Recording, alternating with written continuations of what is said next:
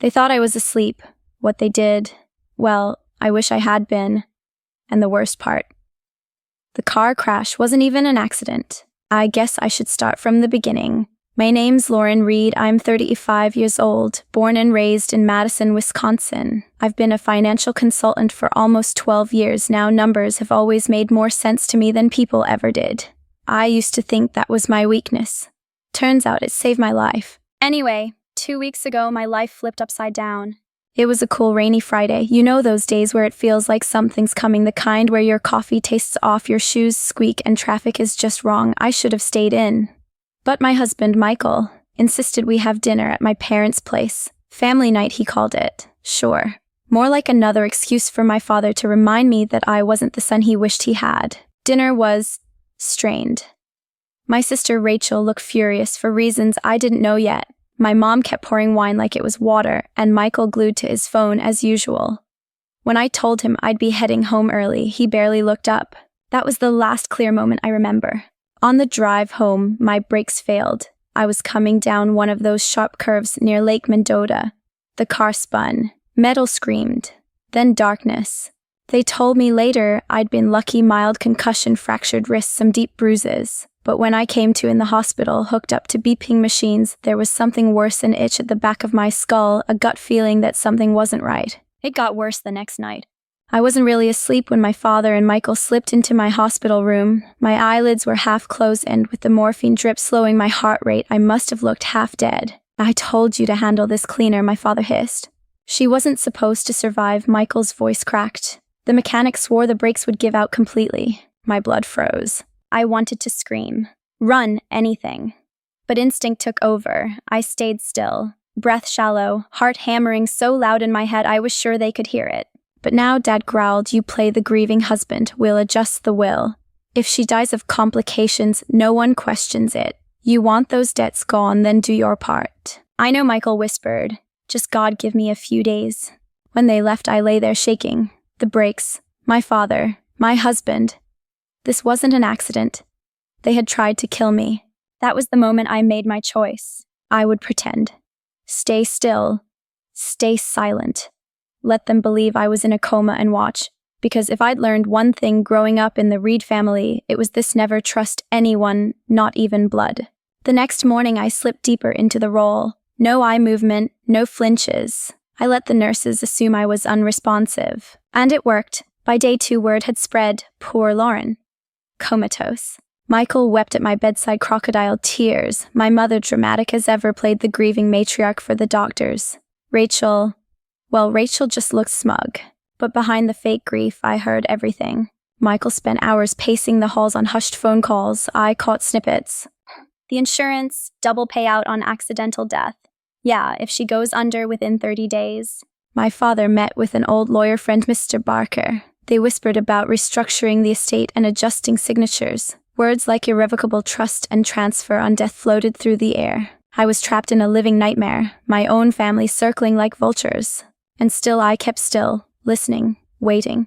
Then Rachel. On day 4, she waltzed in reeking of expensive perfume, tossed her designer bag on the visitor chair, leaned over me and whispered in a voice sweet as poison. Poor Lauren. You always were the favorite. Well, let's see how much Daddy dotes on you when you're 6 feet under. And Michael, he'll be mine soon enough. She kissed her fingers and pressed them to my cheek. I had to fight every muscle in my body to not flinch. So that was her angle. Sister Dearest wanted my husband. My father wanted my money safe, and Michael, he wanted me dead to cover his debts. Nice to know where you stand. By day 5, exhaustion crept in. Pretending was harder than I thought. The nurses came and went. Machines beeped, time blurred. But then something changed. That evening, a new nurse came on shift.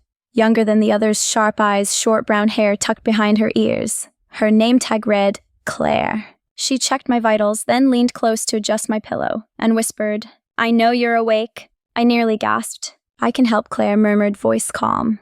"But you have to trust me." Trust after everything, but something in her tone. Not pity, not curiosity, made me believe her. I didn't move. Couldn't. But in my heart, a flicker of hope sparked. For the first time since the crash, maybe I wasn't alone. I couldn't move. Couldn't respond. But inside my mind was racing. "I know you're awake." Claire's words echoed in my skull on loop. Why would she say that? How did she know? Could she really help? Or was this another game?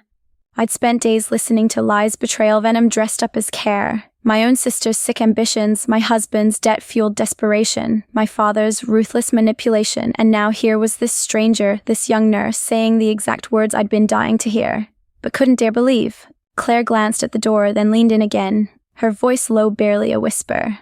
Your pupils, slight dilation when they speak. Her fingers brushed the side of my face lightly. I've worked Coma wards for years. I can tell when someone's faking or trapped. That made sense. I'd kept my breath slow, my eyelids heavy. But the eyes, those were harder to control.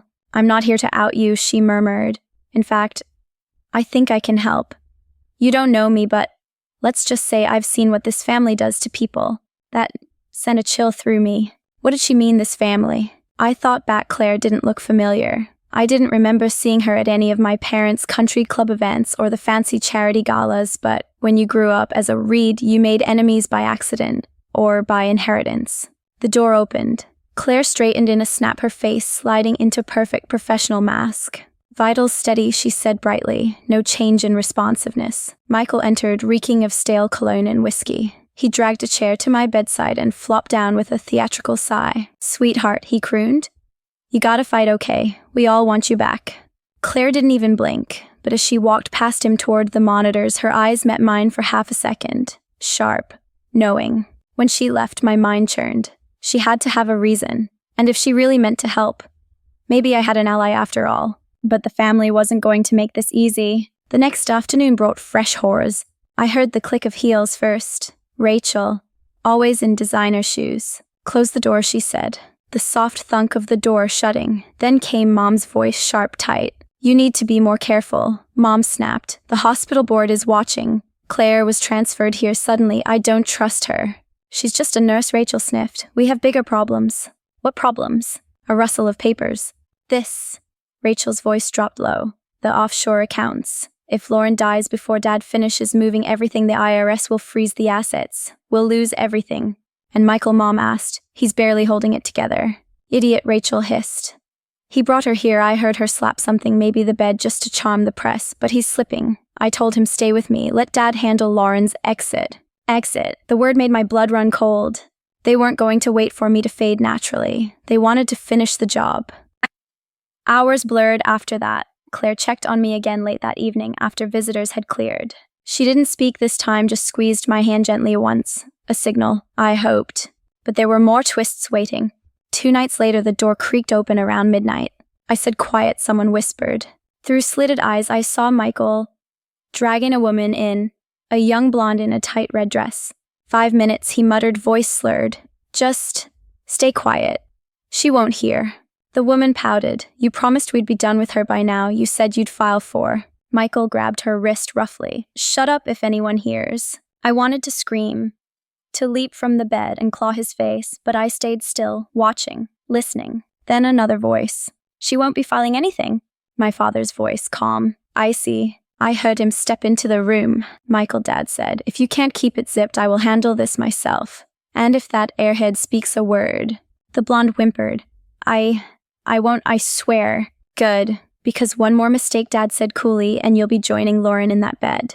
They left soon after leaving. The scent of perfume and whiskey thickened the air. I was shaking inside. It was worse than I'd thought. I wasn't just a pawn in their games, I was a target, and time was running out. When Claire checked on me at dawn, she leaned close again. We need to talk tonight, after shift. Stay awake. I didn't blink, didn't move, but inside I was ready. Because I had to know who was this nurse and how far would she go to help me before it was too late. That night, the hours stretched long. Every tick of the wall clock sounded louder than it should have. My body ached from lying still so long, my fingers tingling with trapped energy I couldn't release. But mostly I waited to see if Claire would keep her promise. The shift change came late around 11:30 p.m. Most of the daytime nurses had gone home. The halls quieted to a low hum, just the occasional beat from Anders or the squeak of a cartwheel. Then finally soft footsteps, a gentle knock. Claire slipped into my room, closing the door behind her with practiced care. Her brown hair was pinned up now, dark circles under her eyes. Clearly exhausted, yet her gaze was sharp as ever. She moved quickly, checking the machines, adjusting the IV. Then she leaned close to my ear. "Blink if you can hear me," she whispered. I hesitated, my heart thudding. Was this smart? Was it a trap? But something told me it wasn't.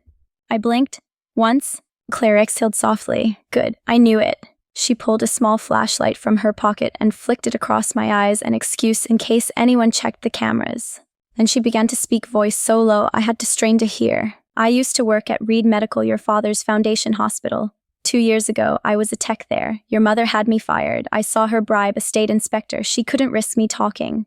That explained her bitterness, but why help me now? Claire leaned even closer. "Word travels. When I saw your name on the intake roster after the crash, I pulled strings to get this rotation. I figured something was off. And now, after what I've heard, you're not safe here." I blinked again, twice this time. Claire nodded. "Tomorrow they're planning to move you, private care facility, one they control. No hospital oversight. That would be it, no more witnesses. No Claire, no hope." I wanted to scream again, but instead Claire pressed her hand lightly on mine. "Listen, I can help stall the transfer. But we need to act fast. If you trust me, I'll help you plan your awakening. You won't have long. Maybe a day, 2 at most." It wasn't much time, but it was something. Then her gaze sharpened. "One more thing," she said. "Your sister, she's been talking to your husband behind your father's back. They're planning to cut him out once the estate moves. Rachel wants it all." Of course. It wasn't enough to betray me, they were betraying each other now too. I blinked again once. Claire seemed to understand. "We'll talk tomorrow. I'll sneak you a phone, quietly." And just like that, she slipped out as quickly as she'd come. I lay awake for hours after, my mind spinning with too many threads: Rachel and Michael's affair, my parents' schemes, Claire's sudden appearance. Every path seemed dangerous, every ally uncertain. And yet, maybe, just maybe, I had one person I could trust. The next day brought new surprises. Around noon, the door opened unexpectedly. In walked Mr. Barker, our old family lawyer, sharp suit, steel gray hair, a face like stone. He glanced around, then closed the door behind him. "I'm only here 5 minutes," he muttered, "and no cameras. Good." Then shockingly, he sat beside my bed. "You always were the smart one, Lauren," he said softly. "If you can hear me, listen well. I don't like what's happening here. Your father's forcing my hand. The new will they want. It's criminal. If I refuse, I lose my license. If I comply, I lose my soul." He sighed. "If you wake soon, we may yet stop this, but hurry." Then in an even lower tone, "And trust the young nurse, she's more useful than you think." My heart pounded, so Barker wasn't fully on their side, and somehow he and Claire were connected. But before I could dwell on it, the next blow came. Late that night, while Michael paced outside my room on another drunken phone call, I heard something that chilled me to the bone. "I don't care about the damn debts," he snapped. "She dies this week or I'm done. And you better keep Rachel quiet. If she starts blabbing about the kid." He broke off, glancing nervously toward the door. "The kid, what kid?" Suddenly, the affair wasn't just an affair. There was a child, a secret one. I barely slept that night. My pulse thudded in my ears, pieces clicking into place faster than I could keep up. Claire came back around dawn, slipping into the room with her calm grace. "We move tonight," she whispered. "Phone first, then your awakening. Be ready." I blinked, signaling yes. Because ready or not, it was now or never, and the game was only just beginning. By the time the sun rose, I was running on pure adrenaline. My body ached from days of lying still, muscles stiff as iron, but my mind was sharper than ever. Tonight would be the turning point. Either I would outplay them, or I wouldn't live to see another morning. Claire came in early on her shift that day. She moved briskly, business as usual for any watching eyes. After adjusting my IV, she slipped a small object beneath my blanket, tucking it under my palm. "A phone, burner," she whispered. "Wiped. No trace. Text only, no calls. If you can move your fingers, use voice to text." She straightened, checking my chart with professional calm. "You'll have one window," she added. "Around 10 p.m., staff rotations thin out. I'll prep the monitors. You'll wake, then. Not before." I blinked slowly. She nodded. "Good." And with that, the countdown began. The hours dragged, each one more tense than the last. Every visitor, every footstep outside the door felt like a threat. Rachel came mid-afternoon, her smile syrupy sweet. "Poor Lauren," she cooed, brushing my hair back. "Don't worry, sis. Soon you'll be at peace. And Michael and I will keep the family name going." If I hadn't known before now, I was certain my sister had gone full Lady Macbeth. But she wasn't the only schemer. That evening, just as the sun dipped low, my father returned with Mr. Barker in tow. Everything's in place, Dad said, voice low but deadly. The will is signed. Michael has agreed to the terms. Rachel, too. All that's left is to let nature take its course. Barker didn't speak, but his jaw was tight, eyes flickering with something anger, regret. Then my father added, the facility transfer is tomorrow. Private, discreet, no outsiders. We'll manage her. Final care personally. The meaning was clear. I had one night left. No more. When they left, I forced my hand to twitch inch by inch. The phone was cold against my palm. With trembling fingers, I managed to unlock it. Claire had preset everything. I opened the Notes app, typed the first message. Ready. Claire replied in seconds. 10:15 tonight, be prepared. I nearly dropped the phone from the rush of fear, but there was no turning back now. Then another twist. An hour later, Michael returned alone, drunk, mumbling under his breath. Damn it. Too fast. Rachel pushing too hard. He slumped in the chair beside me, raking a hand through his hair. Kid's not even mine, he muttered. Little bastard. She lied. Used me. And now, he trailed off, fists clenched. I fought to keep my breath even. The kid wasn't his. Rachel had been lying to him too. The snakes were eating each other now. Finally 10:00 p.m. came. The hall lights dimmed. The buzz of the ward slowed. Claire entered quietly. Monitor override in place, she whispered. If you can start blinking, then move your hand. Slow, let me guide it. I obeyed, first a flutter of lashes, then a weak twitch of my fingers. Claire caught my hand, squeezing gently. Good. You've got this, she murmured. She moved fast, placing the emergency call to the night doctor on shift. She's responding, Claire announced, voice urgent but professional. Possible spontaneous recovery. Call Dr. Patel. Within minutes, the room filled. Dr. Patel, a night nurse, 2 techs. Wahi, Lauren, Dr. Patel said, voice cautious. Can you hear me? Blink if yes. I blinked. Once, twice, gasps echoed. Get Neuro, Patel ordered. And notify the family. And just like that, after 2 weeks of forced stillness, I was awake. The show had begun, but I wasn't prepared for what came next. The first person through the door wasn't my husband. Not Rachel. Not my father. It was Mr. Barker. He strode in, closed the door behind him. You have no idea what you've just stepped into, he said, voice flat. They know you're waking, and they won't let you walk out of here alive. I blinked, struggling to speak, my throat raw, but he held up a hand. Listen, he said. There's more. The insurance, the offshore funds, and something worse, your father's new partner in all this isn't Michael. It's someone far more dangerous. Before I could process that, the door burst open again, Michael, pale and wild-eyed, staggering in. You, he gasped. You're not supposed to. Claire and Dr. Patel rushed in behind him. Sir, step back. But Michael wasn't listening. His whole world had just collapsed. And mine was about to get a lot more complicated. Michael looked like a man unraveling. His eyes darted wildly between me, the machines, the hovering nurses. His face had gone ghost white beneath the flush of alcohol. You're awake, he stammered, voice shaking. You can't be. I forced my throat to work. The first word rasped out like sandpaper. Michael. One word, but it was enough to send him stumbling back as if I'd slapped him. Dr. Patel stepped in, professional and firm. Mr. Reed, you need to leave. The patient requires calm. But Michael wasn't hearing him. He lurched forward. No, she can't. She doesn't know anything. Claire intercepted him smoothly, her body between us. You need to leave. Now. Her voice was steel. For a moment, it looked like he might shove her aside until Barker stepped in. Michael Barker said coldly, if you value what little remains of your reputation, you'll walk out that door. Right now.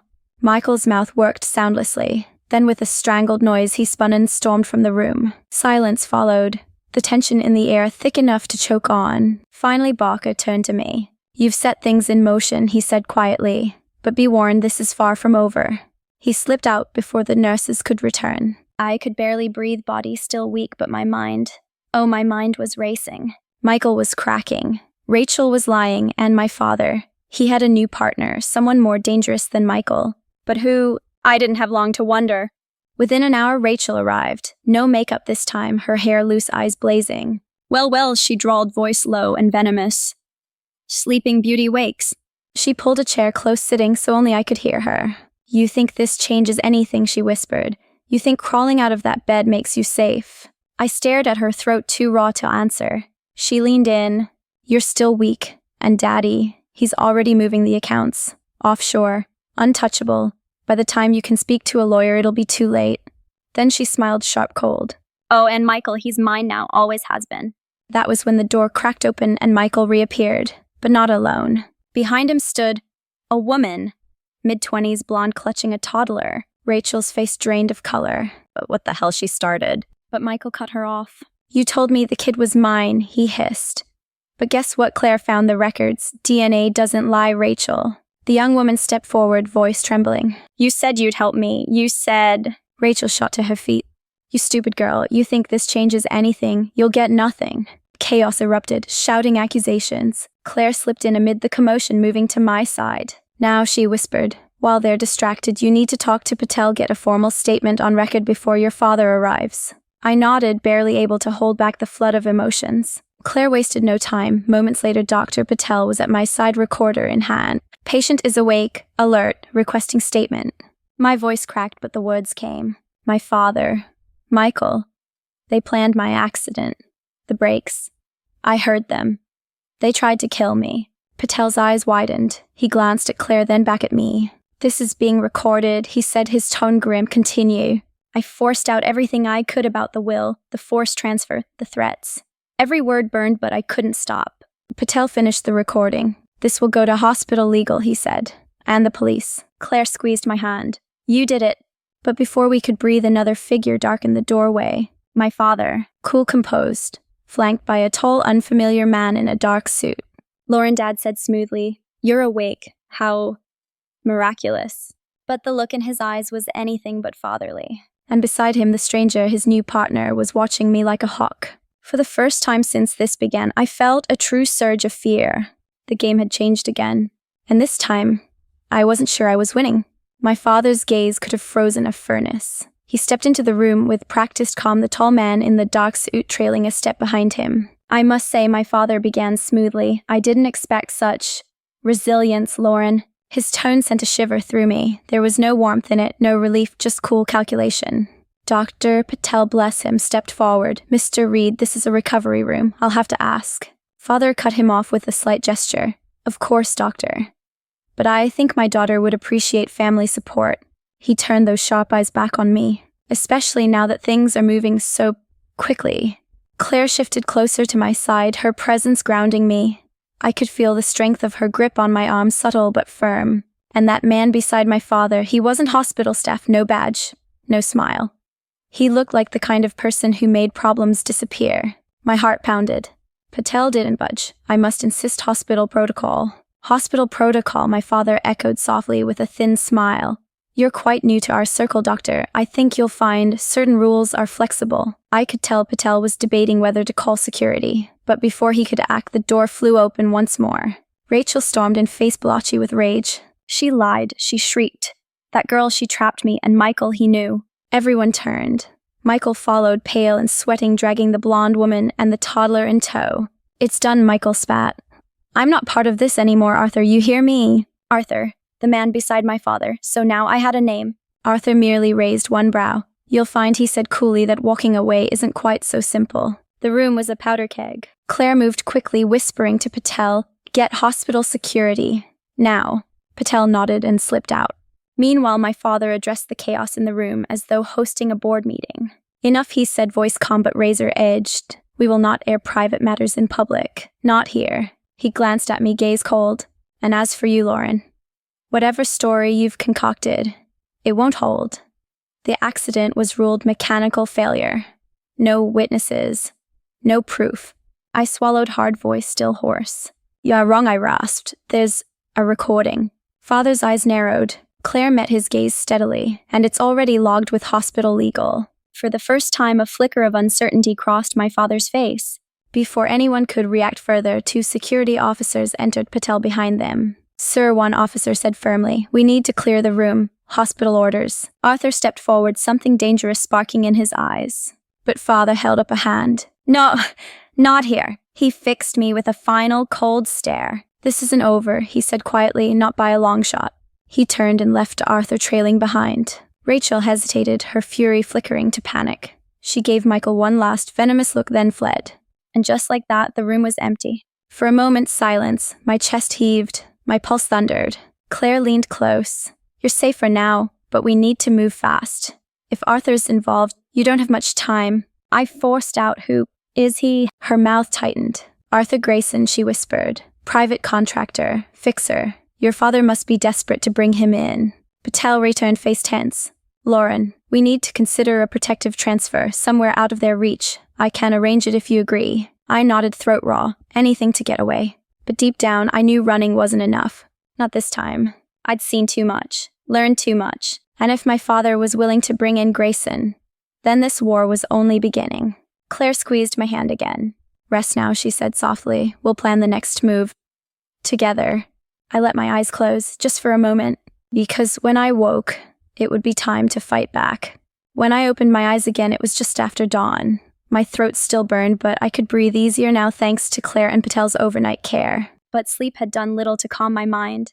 The stakes had shifted. My father wasn't retreating. He was escalating. And Arthur Grayson, that name alone kept my pulse racing. Claire arrived quietly mid-morning, her calm presence a balm amid the chaos. She brought tea this time, and a knowing look. We have to move today, she said softly. Patel's arranging for an off-site transfer. The board's been informed. Officially, it's a specialist facility. Unofficially, we're buying you time. I nodded, throat too raw to argue, but a deeper part of me stirred anger. Running wasn't enough anymore. I needed to stop this. The decision was made for me by mid-afternoon when a plain manila envelope arrived slipped under my door. No return name, no address. Inside photos. Grainy surveillance shots. Me in my car, the night of the crash, someone tampering with the brakes. The final shot, Arthur's face turned just enough to be unmistakable.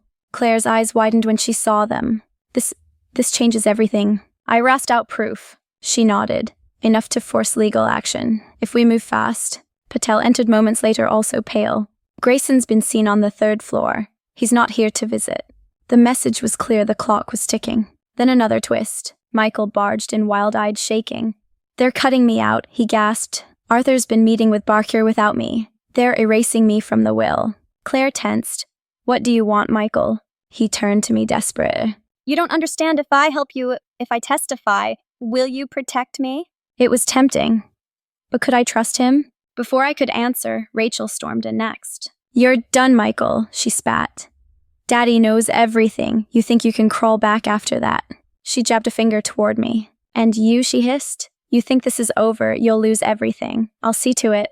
But her rage blinded her. She didn't see Claire quietly recording on her phone. Every word, every threat logged. Finally, Patel returned with an urgent update. The transfer is ready. Now we can't delay. But I shook my head, forcing the words out.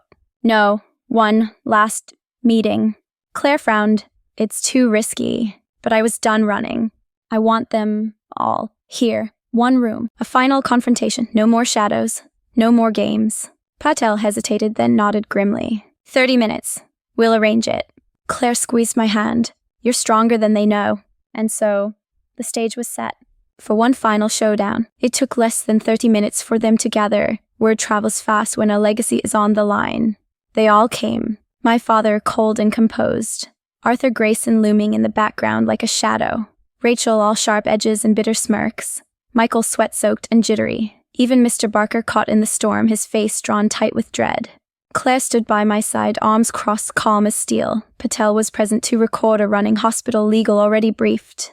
No more secrets, no more hiding. My voice was still raw, but I forced it out. Let's talk. Rachel sneered. You're delusional if you think this changes anything. Father spoke next, tone colder than ice. You're weak, Lauren. You've always been too soft. This is business. Family business. I met his gaze evenly. And attempted murder, I rasped. Also, business. A flicker of surprise quickly masked. Claire pressed play on her phone, letting Rachel's recorded threats fill the room. Rachel paled. Then Barker stepped forward, his voice tight. Arthur, this has gone too far. I won't protect this. But Arthur only smiled faintly. It's already done. We move forward with or without you. Michael broke, then voice cracking. I'm out. I'm testifying. You can't. Arthur's gaze turned lethal. You won't live to see the stand if you do. Tension snapped. The room erupted in shouting, Rachel screeching at Michael, Michael screaming back, my father ordering Arthur to handle it, Barker pleading for reason. And amid it all, I spoke. Quiet. Clear. Cutting through the chaos. Yeah, you've lost Claire handed Patel the photos, surveillance shots, proof of tampering, Arthur's face. Filed with the board, Patel said firmly, and with law enforcement, charges are imminent. Silence. For the first time, I saw real fear in my father's eyes. But then he smiled, slow. I see. You think this ends here, he said softly. You think a few photos will save you. He stepped forward, voice dropping. I made arrangements, Lauren. Offshore. International. You expose me, and everything burns. Including you. He leaned in. You'll lose your reputation, your career, everything. Choose wisely. It wasn't a threat. It was a promise. The others watched breathless. I looked at Claire, at Patel, at the proof we held. And then I chose. I'd rather burn, I whispered, than live like you. The words hung in the air. Final. That was when security entered, summoned by Patel. Officers moved to escort Arthur out. He didn't resist, but his smile never wavered. This isn't over, he murmured as he passed me, and I believed him. Rachel and Michael scattered next, each knowing the walls were closing in. My father stood a moment longer, gaze inscrutable. Very well, he said. Let's see how well you survive. Without me. And then he was gone. Just like that, the confrontation was over. But the war far from it. Weeks passed. Legal battles began. Headlines broke. The Reed name tarnished. Offshore accounts frozen. Rachel fled to Europe. Michael vanished into obscurity. My father, well, no one's quite sure. As for me, I chose a different path. I left Madison, a new city, a new name, new life. I still hear whispers. Of Arthur, of threats still lingering. But for now, I am free. And if you're listening to this story, here's what I'll tell you. Don't trust too easily. Not even family. Especially not family. Stay sharp, stay awake, and never, ever let them see you sleep. Good night.